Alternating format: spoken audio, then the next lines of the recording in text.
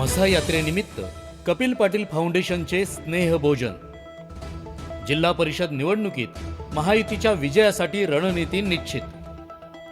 म्हणजे फक्त पोटभर जेवण नाही, स्नेहभोजन म्हणजे मनभर प्रेम, तनभर जिव्हाळा, आपुलकी याचा त्रिवेणी संगम या स्नेहभोजनाच्या निमित्ताने आपल्याला बघायला मिळतो। ती चांगली आहे। म्हणून इथून जाताना खामलिंगेश्वराचा आशीर्वाद आपल्याला मिळालेला आहे। हा आशीर्वाद घेऊन जिल्हा परिषदेमध्ये जास्तीत जास्त माहितीच्या जागा निवडून आणण्यासाठी आपल्याला प्रयत्न करायचा आहे। उल्लेख तुम्ही सतत करता लोकसभेचा, सतत लोकसभेचा करता की नाही? तुम्हाला राग येत नाही का? आपल्याला लोकसभेला अपयश आले, मी या रागाचा वचपा काढायला संधी आली की नाही? आता आले ना संधी, मग ती जिल्हा परिषद पंचायत समितीला दाखवली पाहिजे। तो राग मतदानाच्या पेटीतून व्यक्त करा,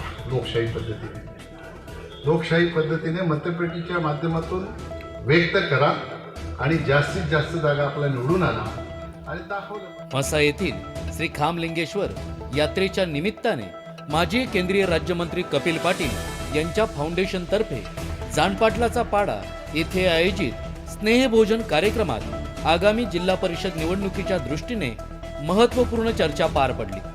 जिल्ह्यातील प्रमुख पदाधिकारी व कार्यकर्त्यांनी एकत्र येत महायुतीच्या विजयासाठी ठोस रणनीती आखली। यावेळी श्री खामलिंगेश्वराचा गजर करीत महायुतीच्या यशाचा निर्धार व्यक्त करण्यात आला।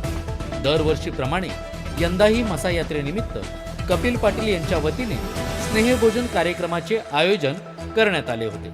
शुक्रवारी झालेल्या या कार्यक्रमाला शेकडो कार्यकर्ते, पदाधिकारी व स्नेहीजन मोठ्या संख्येने उपस्थित होते। या निमित्ताने नेते व कार्यकर्त्यांमध्ये मनमोकळा संवाद घडून आला। या कार्यक्रमाला सिडकोचे माजी अध्यक्ष प्रमोद हिंदूराव, भाजपाचे जिल्हाध्यक्ष जितेंद्र डाकी, जिल्हा परिषदेचे माजी उपाध्यक्ष सुभाष पवार, जयवंत सूर्यराव, सुभाष घरत, देवेश पाटील, मधुकर मोहपे, भास्कर जाधव, सुभाष हरड, दीपक खाटेगरे यांच्यासह मुरबाड, कल्याण, भिवंडी व शहापूर तालुक्यातील प्रमुख पदाधिकारी आणि शेकडो कार्यकर्ते उपस्थित होते।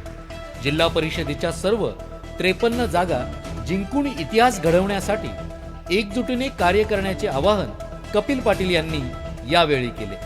पंतप्रधान नरेंद्र मोदी व मुख्यमंत्री देवेंद्र फडणवीस यांच्या नेतृत्वाखाली ग्रामीण भागाचा नियोजनबद्ध विकास होत असून गेल्या 11 वर्षात केंद्र सरकारच्या योजनांमुळे ग्रामीण भारताचा कायापालट झाला आहे, असे ते म्हणाले। केंद्र व राज्य सरकारच्या शेतकरी सन्मान योजनांमधून शेतकऱ्यांना आर्थिक पाठबळ मिळत आहे।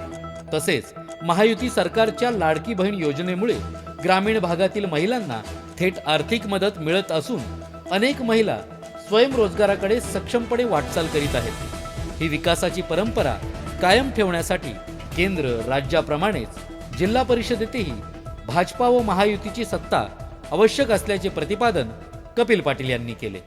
या सभेत प्रमोद हिंदूराव, जितेंद्र डाकी आणि सुभाष पवार यांनीही आपली भाषणे करत जिल्हा परिषद निवडणुकीतील रणनीतीवर मार्गदर्शन केले। विविध कार्यकर्त्यांनी स्थानिक परिस्थितीबाबत आपले मत व सूचनाही मांडल्या। वृत्तसंकलन शिवगर्जना न्यूज, मुरबाड।